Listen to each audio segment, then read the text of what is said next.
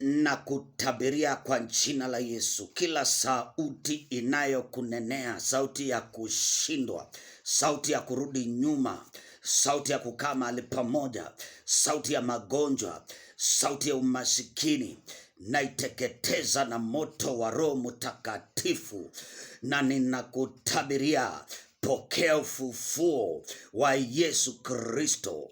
Chochote ambacho Shetani ameua katika maisha yako, na kitabiria kiamuke na kifufuke na kiishi kwa jina la Yesu. Hiyo biashara ifufuke, hiyo ndoa ifufuke, in Jesus name.